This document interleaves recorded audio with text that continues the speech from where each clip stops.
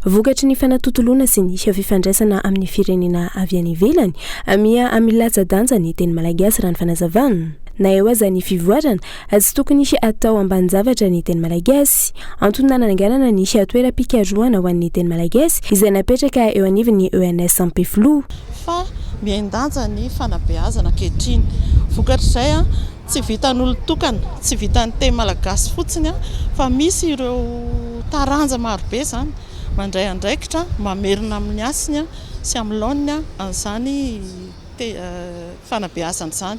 Dia vokatr'izay zany ireo mpampianatra mikaroka rehetra eto amin'ny école normale supérieure sy any amin'ny eto amin'ny université n'Antananarivo hatrany velany any amin'ny INALCO Frantsa dia mandray andraikitra ihany koa mampiofana arak'izay tratry ny hery zany ireo mpampianatra izay hoe efa any am-perinasa satria mahatsapy izy ireny ihany koa fa tsy ampy ny traikefananan'izy ireny.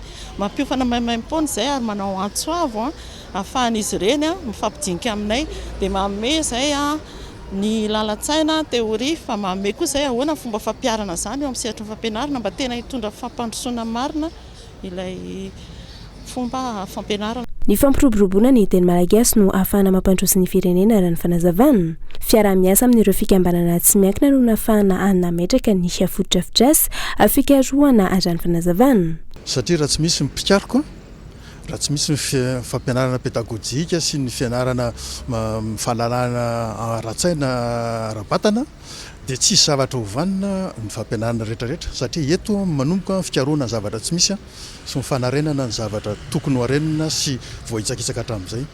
Izay efa resy lahatra fa raha amin'ny firenena mandehana ianao tsy mahita firenena ianao mandroso ka amin'ny teny vahiny no anaovana ny fampianarana, amin'ny teniny ihany no anaovana fampianarana.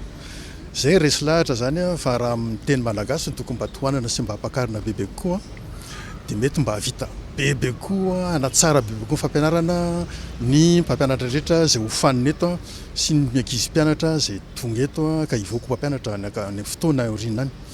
Efa maro ny antota-kevitra izay navoaka ny ivotoerana ary misy ny fidinana ifotony atao amin'ny fanaparitahana ireo avoaka-pikarohana hampiakatra sy hanomezan-danja hatrany ny teny malagasy.